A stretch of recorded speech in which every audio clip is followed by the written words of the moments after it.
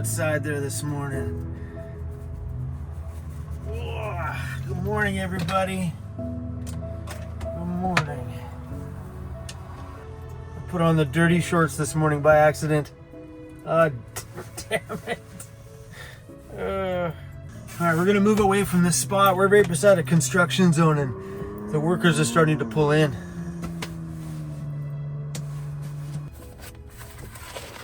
There's construction there and the workers are already starting to come. Weather right now in Parksville is 9 degrees Celsius, and today, rain, rain, and rain. Daddy put stuff in his ears this morning and he's not happy. Eh? And you're shaking your head. I had to put stuff in your ears. He's like, oh, this sucks, Dad. Trust me, it will get better. It will get better. I've had some pretty late nights the last few days. Now that I'm thinking about getting a new van, I've gone down the YouTube and internet rabbit hole. Looking at what people are saying about the vehicles that I'm looking at, those who have done overland rigs, what their opinions are after it's converted. And I even got the chance to talk to a friend of mine who owns a van build company in Ontario, and they work on a ton of sprinters. Hey Cruz, what do you think about a bigger space? You're still gonna have your front seat though. What can I get for you? Yeah, can I get a large coffee, 1 cream, 1 sugar? This thought has been consuming, fully consuming.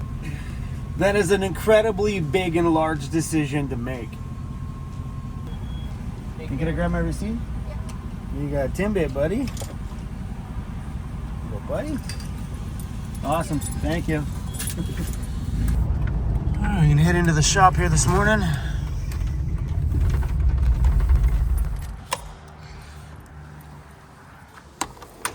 Come on, handsome. Come on, handsome. Are you coming?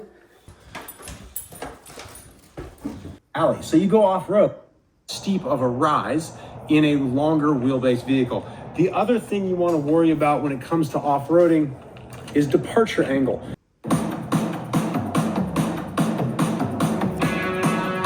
Hey everybody, welcome back to Vancity. So I've been deep diving into all the different brands. It's consumed me over the last little bit because choosing the right van as my next home is important.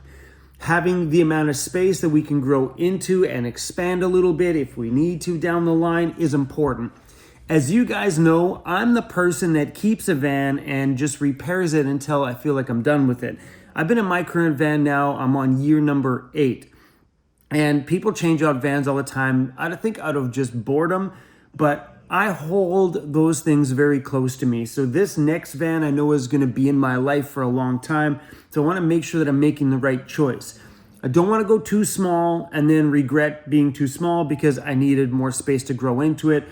But yet the 170 wheelbase is really big, and I think the 170 wheelbase is a better fit as long as we can do the upgrades to it so it can be a bit more backroad capable. I know that van's not going to be my full bushwhacking rig. I already have a van for that one. That's the one I'm living in right now. But right now I've been deep diving into some of the upgrades that are possible for the Fords and the Sprinters, and it looks like the Sprinter takes the win on a lot of aspects of what I need out of my next home. And I think my next home is gonna be a 170 wheelbase, a longer one. And man, after watching some videos of the suspension upgrades that are available for those 170s, my gosh, unbelievable. Watch some of these clips. Let's go. Like, if that doesn't answer all of my questions, I don't know what does. That will get me pretty much most of the places that I go anyway. Let's go.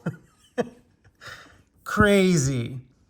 And there's a lot of different suspension options, like Agile Off-Road makes one. There's also Van Compass makes one. There's a lot of options. Whoa, shut up. That's insane. Ooh, they went with the orange underneath. I want to find some off-road shots. It's easy to make a van look pretty, but function, what is that?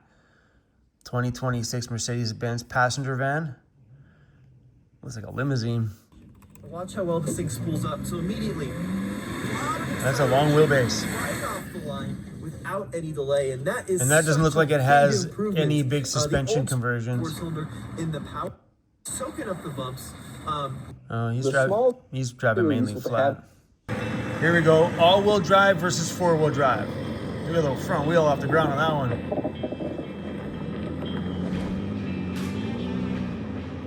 This is facing off the 2. That's soft sand. Like, I wouldn't even take my van through a lot of those areas just because of the risk of being stuck. But I also only have a 2-wheel drive in my van. It is a lot easier in the all-wheel drive platform. It's surprising, but you can feel it hunting around for traction. It finds it, it delivers power to the wheels, and off we go. Right? Come on.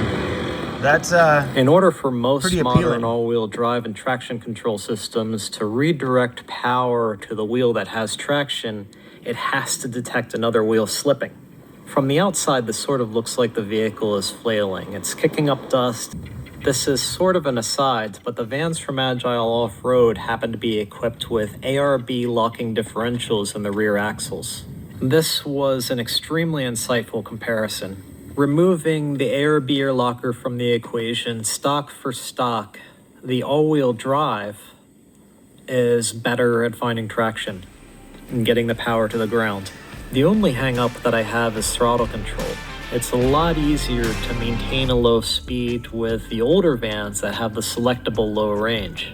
Okay, I just found online here that Agile Off-Road and ARB happily presents the first rear air-locking differential for the 2-wheel drive Sprinters and the all-wheel drive Sprinters.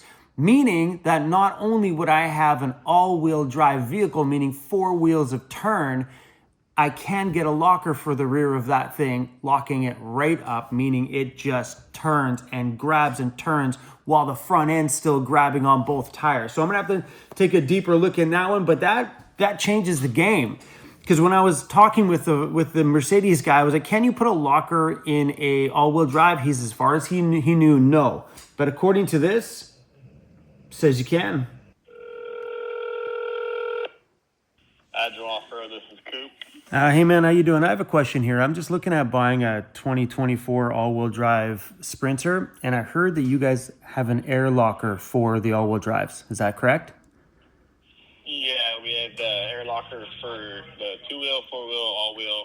Just with the all-wheels, you can go to a different gear ratio, so you match front and rear. 4-wheel drive, you can go to a different gear ratio. 2-wheel drive doesn't matter. Yeah. Perfect. Yeah, I'm just trying to weigh my benefits out. Do I get an all-wheel drive or do I go a little older? I appreciate that, man. When I seen that online today, I'm like, oh shit, sweet. Yeah, it's definitely a game changer. We have a YouTube video where we compare 2-wheel, 4-wheel, and all-wheel drive, going up a little bit of the Sandy Hill, engaging lockers, if you want to check it out for a bit of reference. Yeah, awesome. That's how I found you guys, actually. Sweet. Yeah, cool. Beautiful. All right, man. Thanks for your help. All right, man. Absolutely. You betcha. Bye-bye. Bye. Things just got cooler. Oh man, that absolutely changes everything. So this morning I had a phone call with my friend Jared, which owns a company in Ontario called Vancity. They build camper vans and they do a ton of Sprinters. And I was talking with him today about some of the things. Like, he reached out initially and said, hey Chrome, just so you know, when that guy said you'll get 1,000 kilometers per tank, that you're probably not going to get 1,000 kilometers per tank. Once you do all your upgrades, you might get 550 kilometers per tank. Because obviously you adding all that extra weight, the more things you add, the worse it gets on the fuel economy. But ideally, even at 550 kilometers a tank, I'm getting 100 more than I'm getting now, and cheaper to fill up. But I deep dove yesterday looking at some of the upgrades that you can do on the Sprinters, and it is nuts. And being able to do a rear locker with an all-wheel drive suspension, I think will make that extended long wheelbase more capable than my van that's parked outside there. I mean, a bushwhack with the new one, but traction-wise, I think the Sprinter may have it beat. That'll be a fun test to put it out to, is like, where can my van go and where can that van go? And where is the limits between the two? Sure, I'll bushwhack mine. I probably wouldn't do that with the brand new Sprinter.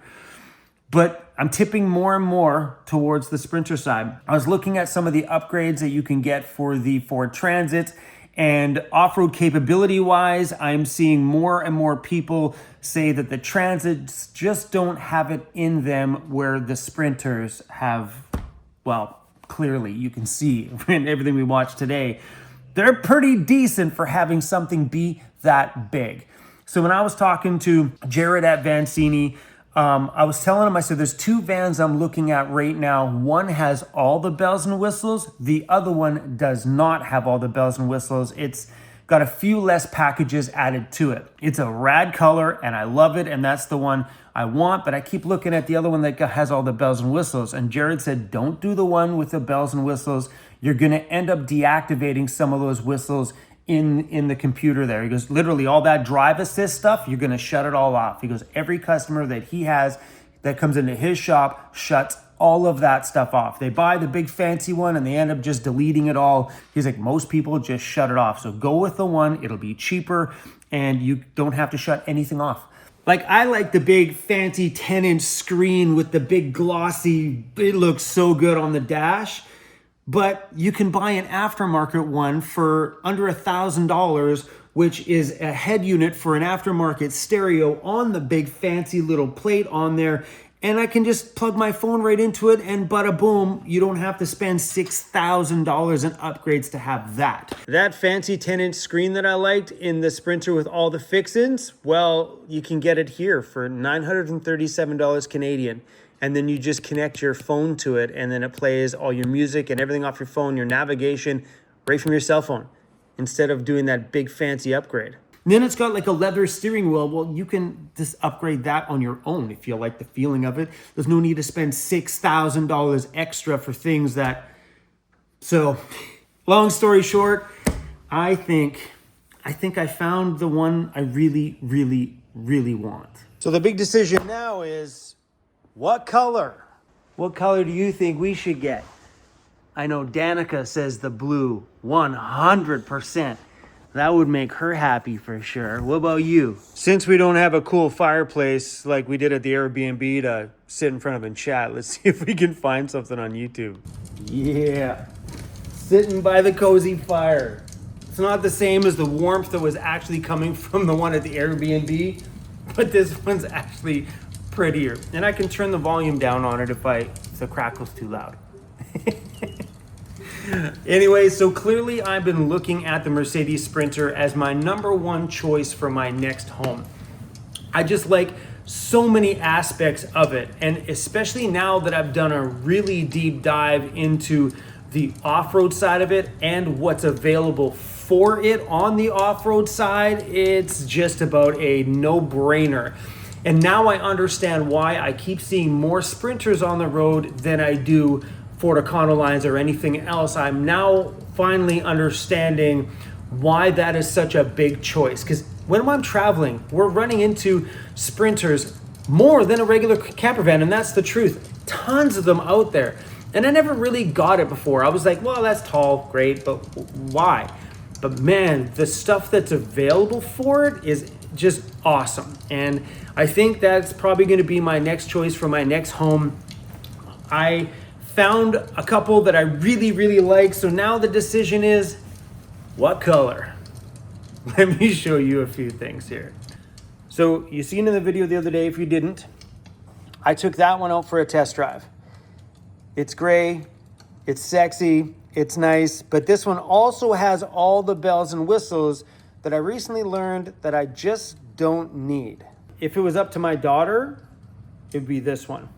That's the short wheelbase one in the blue that my daughter loves so much. There's her.